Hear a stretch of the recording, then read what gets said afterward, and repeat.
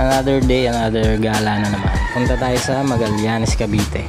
Bali, ang destination natin dun na pupuntahan ay yung Buhay Forest tsaka yung Udto River. Both matatagpuan yan sa lalawigan ng Cavite, bayan ng Magallanes. Kaya tara magmotor at tumambay sa Magallanes, Cavite.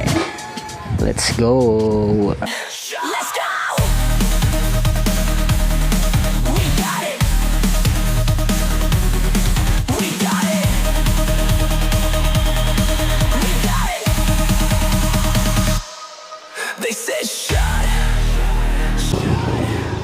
Wala na eh, no? Dead end na eh.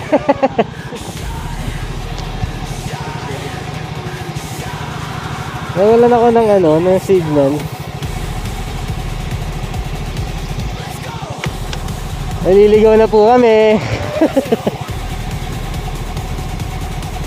Buhay Forest. Oh. Ba't dyan may dito, no? Baka may daan dyan. Tingnan ko nga, boy.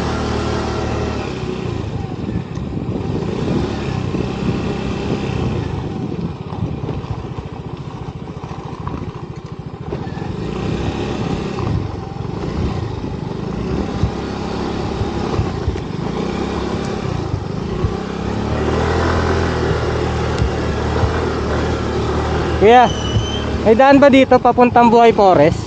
Oh, dito, diretso lang. Buhay Forest. Tapos magtanong ka ako sa inyo kay Baba.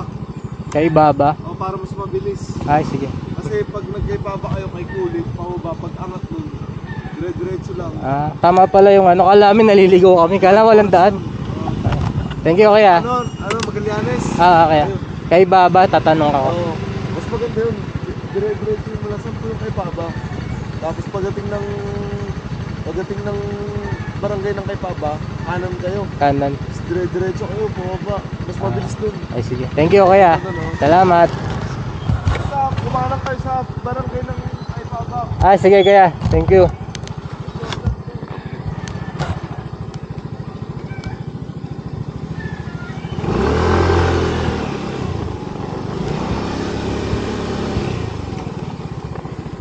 Oh, ganda ng daan dito. Let's go.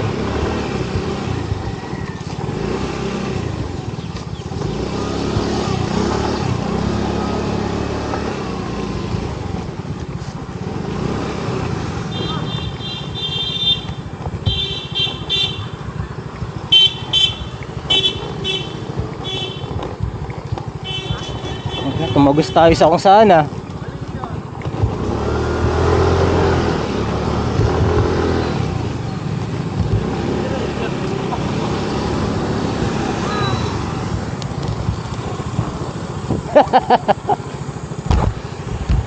May lusutan pala dyan.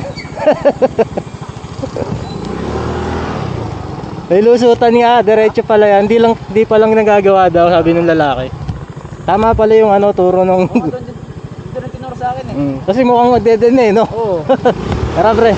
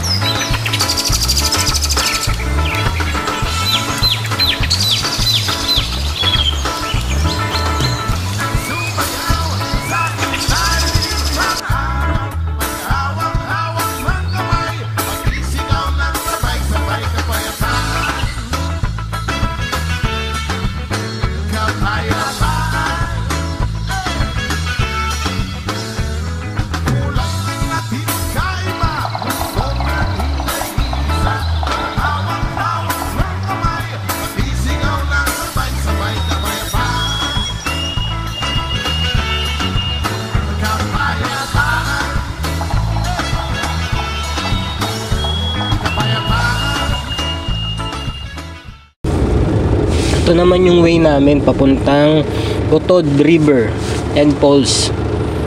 Actually, first time namin daanan yan. Di talaga namin alam yung mga daan papunta sa lugar na yun. Kaya medyo nasusurprise kami dun sa mga dinadaanan namin.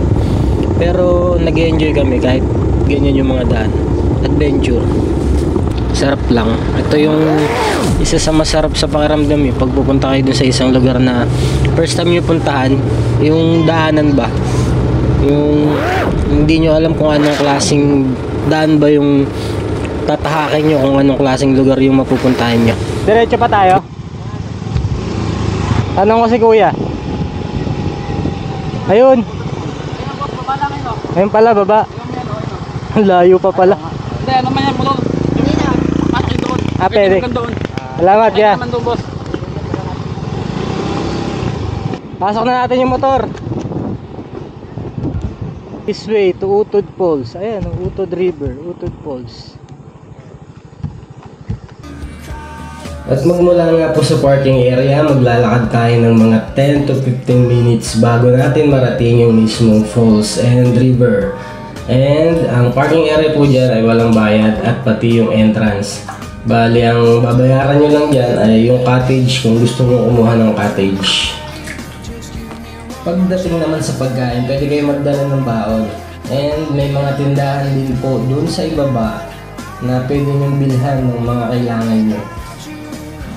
And I suggest po mas maganda talaga pumunta sa mga ganitong lugar kapag weekdays.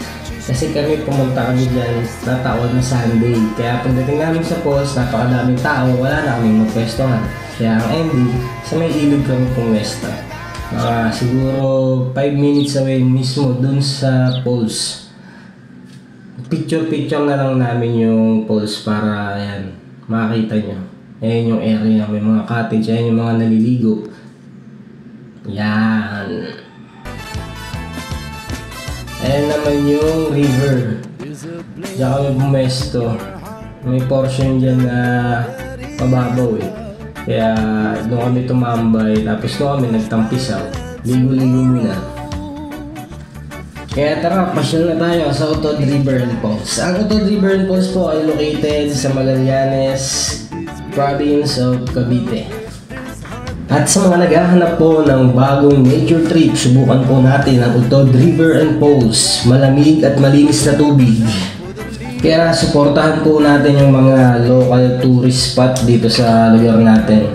Napakadami pong magagandang pasyalan ng makikita natin sa bawat lungsod ng bansang Pilipinas. At syempre sana maging responsable tayong mamamayan kapag pupunta tayo sa mga ganitong lugar. Ingatan po natin ang kalikasan.